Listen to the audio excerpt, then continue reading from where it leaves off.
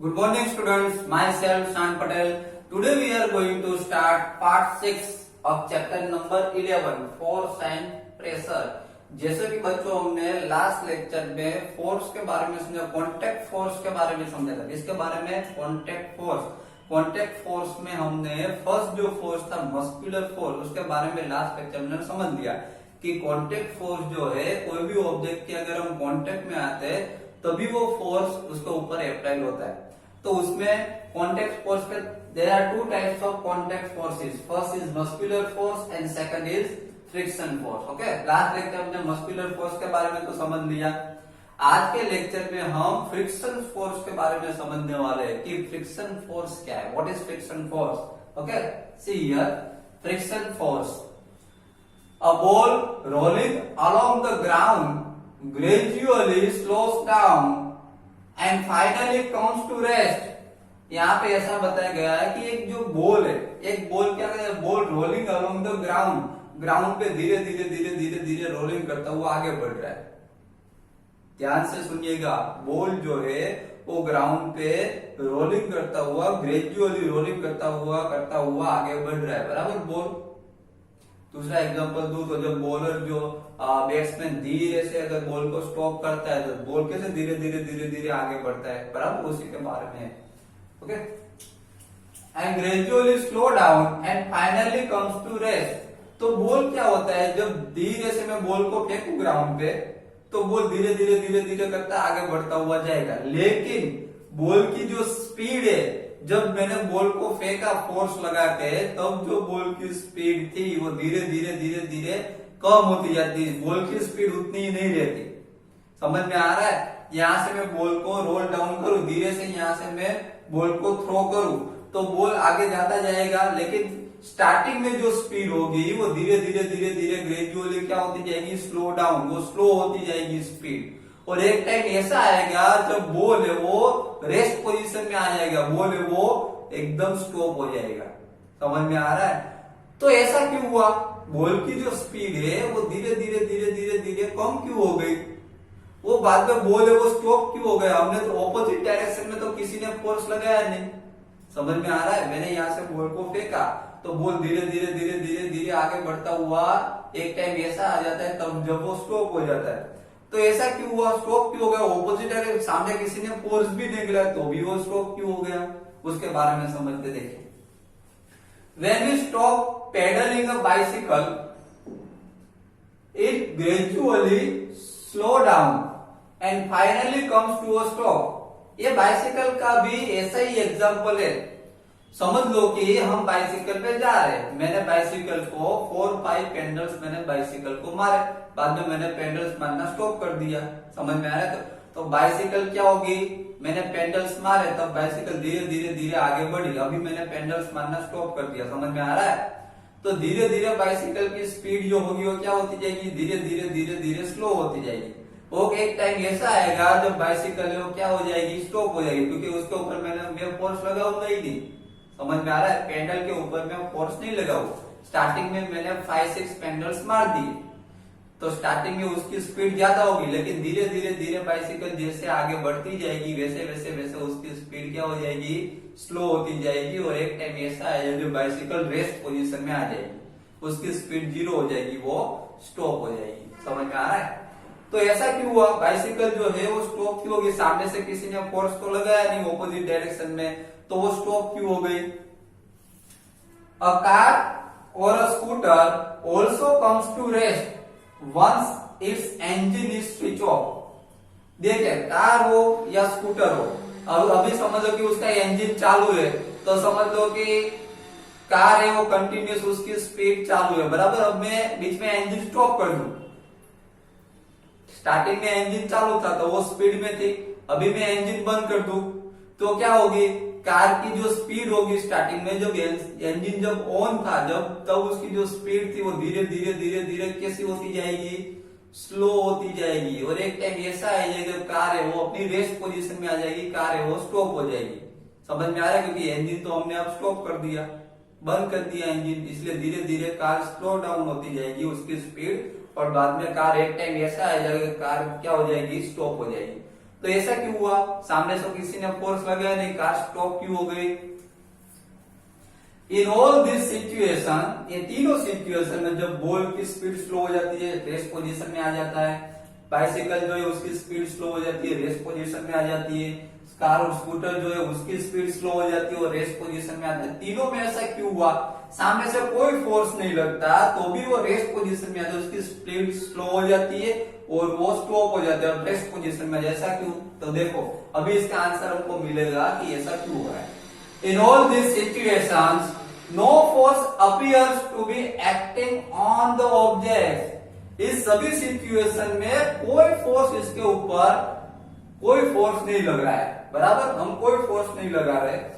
At that speed gradually decrease, तो भी उसकी स्पीड क्या हो रही है? ग्रेजुअली, धीरे धीरे धीरे धीरे डिक्रीज होती जा रही है, कम होती जा रही है। And they come to rest after some time, और थोड़े टाइम के बाद में ये जो तीनों एग्जांपल में थोड़े टाइम के बाद में वो क्या हो जाती है? रेस्ट पोजीशन में आ जाती है, वो स्टॉप हो जाती है। ऐसा क्यों हुआ? What causes a change in the state of motion? उसकी मोशन में, इसकी जो मोशन में थी पहले स्टार्टिंग में जो स्पीड थी वो बाद में चेंज क्यों हो गई? Could some force be acting on them? क्या उसके ऊपर कोई फोर्स लगा? क्या उसके ऊपर कोई फोर्स लगा जिसकी वजह से उसकी स्पीड स्लो हो गई?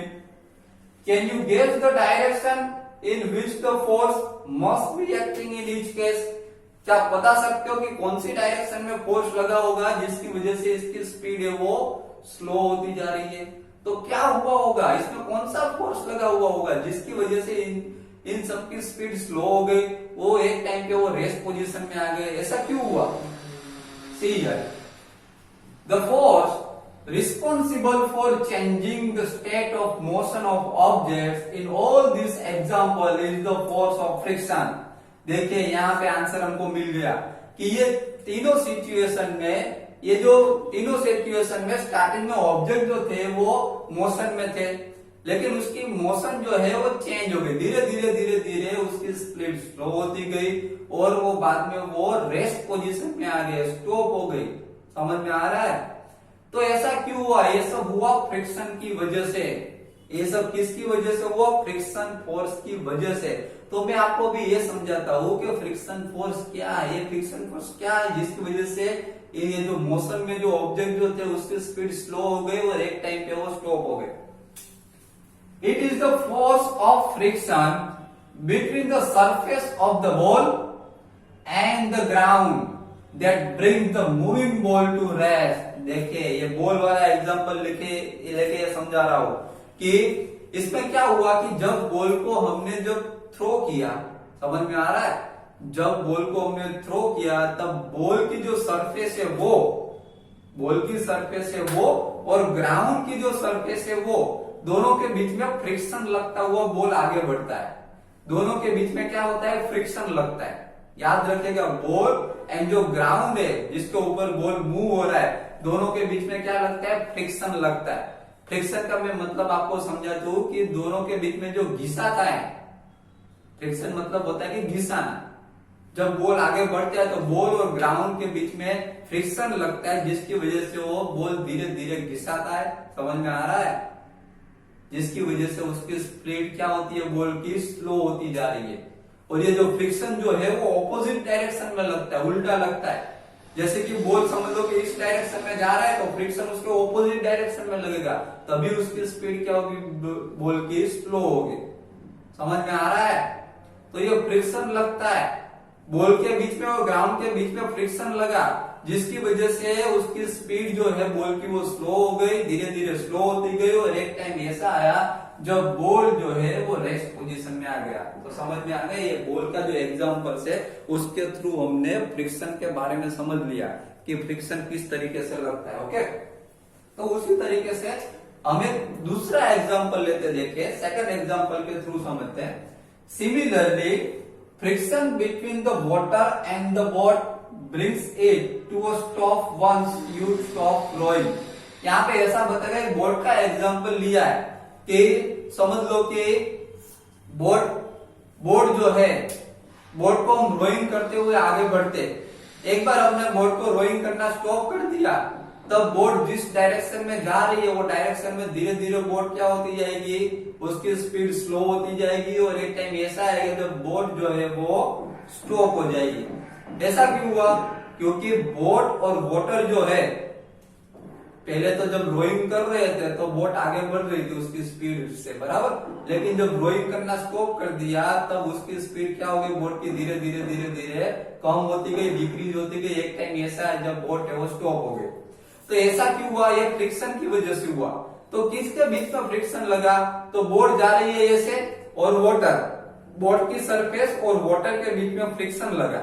समझ में आ रहा है? दोनों के बीच में फ्रिक्शन लगता है जिसकी वजह से बोट की जो स्पीड है धीरे धीरे धीरे धीरे स्लो होती जाती है। क्लियर? और फ्रिक्शन जो है वो ऑपोजिट डायरेक्शन में लगता है। बोट इस डायरेक्शन में जा रही है तो फ्रिक्शन इस डायरेक्शन में लगेगा उल्टा, जिससे घिसाएगा वाटर बोट से और उसकी स्पीड क्या होती जाएगी, धीरे धीरे स्लो होती जाएगी, कम होती जाएगी। ओके, तो बाइसिकल में भी ऐसा ही होता है। जैसे हमने बाइसिकल का एग्जांपल लिया कि बाइसिकल जो है इस डायरेक्शन में जा रही है बराबर, अब पेडल मान लिया हमने स्टॉप कर दिए।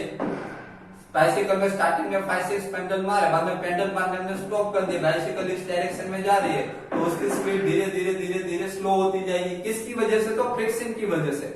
बाइसिकल के जो टायर्स है उसके और रोड जो है, रोड की जो सरफेस है वो और बाइसिकल के टायर की जो सरफेस है, दोनों के बीच में क्या लगता है, फ्रिक्शन लगता है। समझ में आ रहा है? बाइसिकल ऐसे जा रही है, फ्रिक्शन इस डायरेक्शन में लगेगा, तो टायर और रोड के बीच में जो फ्रिक्शन लगेगा, घिसाएगा, जिसकी वजह से बाइसिकल की स्पीड होती है और धीरे धीरे धीरे धीरे स्लो होती जाती है। समझ में आ रहा है? तो ये सब किसकी वजह से हुआ? ये सब फ्रिक्शन की वजह से हुआ। Okay, next, the force of friction always acts on all the moving objects and its direction is always opposite to the direction of motion। देखो आया, ये मैंने समझाया, बहुत इंटरेस्टिंग टॉपिक उसके बारे में ही आया कि जो ये ऑब्जेक्ट जो होते हैं, जो मोशन में होते हैं, उसके फ्रिक्शन लगता है और ये जो फ्रिक्शन जो होता है वो ऑलवेज जो ऑब्जेक्ट जिस मोशन में होता है, इस डायरेक्शन में जा रहे कोई थिंग्स, ये ऑब्जेक्ट है इस डायरेक्शन में, उसका मोशन इस डायरेक्शन में जा रहा है, तो जो फ्रिक्शन जो होगा वो उसके ऑपोजिट डायरेक्शन में लगेगा। कैसे? ऑपोजिट डायरेक्शन में, याद रखिएगा, फ्रिक्शन ऑपोजिट डायरेक्शन में लगेगा।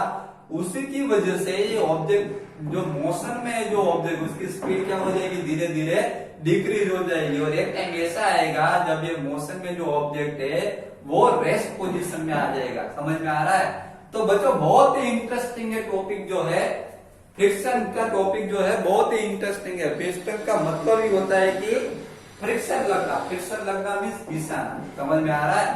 तो ये दो सरफेस के बीच में जब फ्रिक्शन लगता है बराबर, मोशन के ऑपोजिट डायरेक्शन में फ्रिक्शन लगता है, जिसकी वजह से कोई भी ऑब्जेक्ट की स्पीड जो होती है वो स्लो हो जाती है और ऑब्जेक्ट रेस्ट पोजीशन में आ जाता है। Clear? Okay, then since the force of friction arises due to contact between surfaces, it is also an example of a contact force। देखिए, अब ऐसा बताया गया है कि ये जो फ्रिक्शन जो है उसको कांटेक्ट फोर्स क्यों कहा जाता है।